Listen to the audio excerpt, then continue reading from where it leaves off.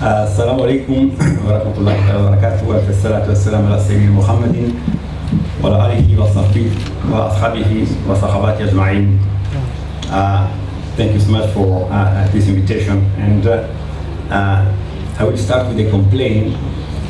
It's the second time I come to Sarajevo, and I find myself speaking after Amir, and it's always embarrassing because he's already said everything I wanted to say.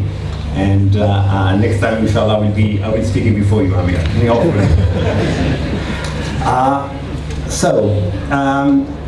I was asked to share a few thoughts with you on Islamic perspective. I don't have any expertise in conventional. I'm running the oldest Islamic finance consultancy, and we work at present in Afghanistan. I just wanted to tell you, share a few thoughts with you about is entrepreneurship Islamic or not? What is the point of view of Islam on entrepreneurship? Let's start. Now, I don't see anything here. Okay. I will show you now a manifesto that has been published by a non-Muslim communication agency in Brooklyn, New York. And I had a look at that at the manifesto last night, and I found it a lot of Islamic food for thought in this manifesto. This is about, if you can read it, yes, this is about entrepreneurship in life. It's about students, about people, young people who want to start this career, any career. Today, I was shown around the university here, and I saw beautiful departments on social science, biotechnology, economics, and this and that. But all these things are linked by one keyword, which is do-it-yourself, is entrepreneurship, be entrepreneur. This manifesto has a lot of Islamic things. It tells you about time, for example. Alayhi salatu wassalam was asked once to define waqt, time. And his answer was, time is what you do of it.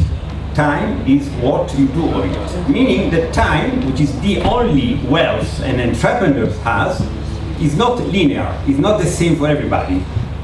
You can make of your time whatever you want. You can create things, or you can be lying in front of a television. Alayhi salatu wasalam was once asked, what is the shorter way to paradise? The shorter way to paradise? He answered, never ask anything to anybody. Do it yourself. This is the most beautiful definition I know of entrepreneurship. Alayhi salatu wasalam never left a dirham in his house by the night. He was the Akram, the most generous person in life. And he was always asked by people to give them things.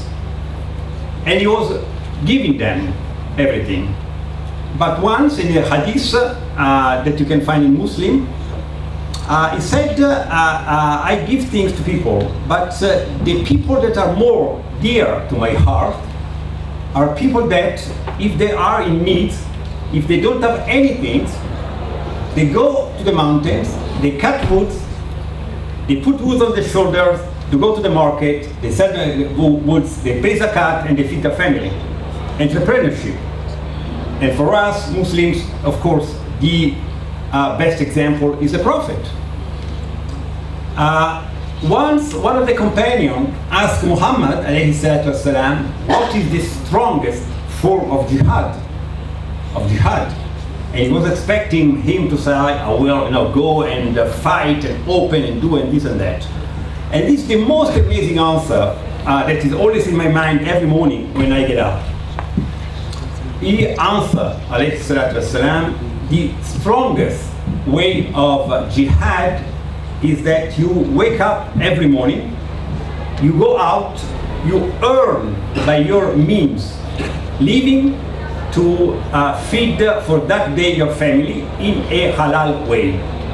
This is another strong definition, I think, of entrepreneurship in Islam. There are many other things that this manifesto tells you. It tells you about the importance of difference. This is also Quranic. Recognize other people and always learn from people. If you meet somebody in your life and you don't learn something from this person, it's your problem, it's not the other person's problem. There's always something that you can draw from people as an entrepreneur, as a human being. So all these things, I think, encapsulate quite well what you can do as a young entrepreneur, a student, in whatever things you're doing. And I totally agree with Amir that do it yourself, stop complaining. It's never somebody else's fault. If you don't do things, it's your problem. And hopefully this center will give you the tools and means to proceed accordingly. I will go now, bear with me for the next 10-15 minutes, please. I will tell you a few things. I will share a few thoughts with you about Islam, how to implement Islamic entrepreneurship, and then and this is also, of course, a possibility, something that you can do or not do. It's up to you. And then my last slide, always from an Islamic perspective, I will tell you what certainly, with no doubt, will happen. Let's proceed. I will go very quickly through, this will be the contents of my talk. What is entrepreneurship? What are the issues for us Muslims with conventional entrepreneurship? I will tell you why and how entrepreneurship is highly commended in Islam, how to do it, and what you refer to when you do something Islamic. And then I will spend a few slides on do we really have the choice now between conventional and conventional and Islamic entrepreneurship. And my answer, of course, will be no, and then we'll tell you what at the end of the story will certainly happen. Entrepreneurship, a conventional, we know what is it. You can read the definition by yourself, and with this definition, Islam pretty much agrees upon these definitions. You identify a need, a consumer, you mobilize this and that resources, and you want to make a buck, and you want to do things and create value for yourself and for society. One very important thing is that even conventional understanding of entrepreneurship agrees the entrepreneur is a very important actor that can implement and foster and push for accelerating socio-economic changes in society.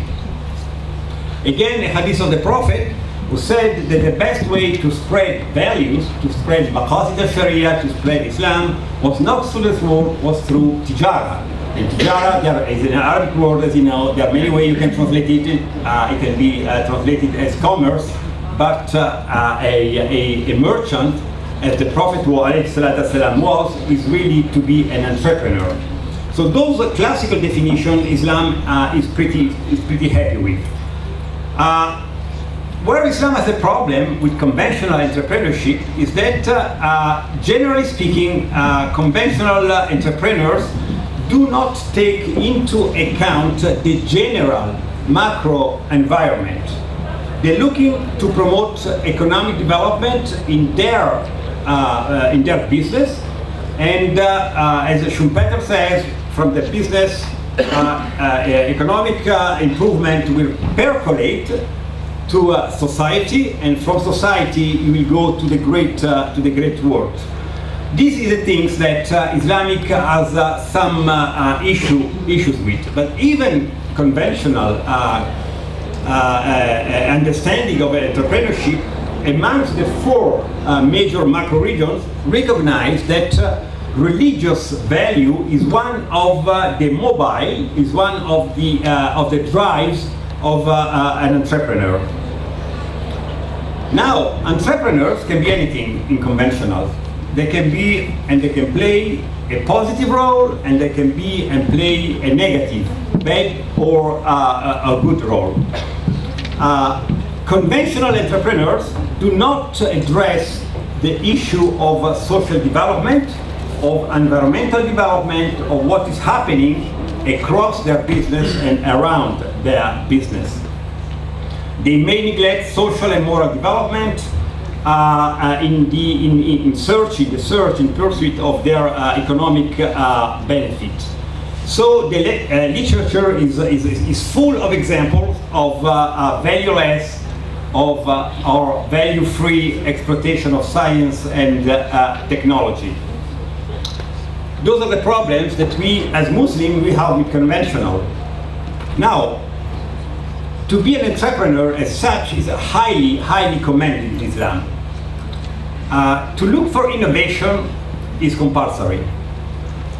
Look for innovation in Islam is not a choice, is fard, is compulsory. And I put it here a couple of ayat, of verses of the Quran. You can find many, many others.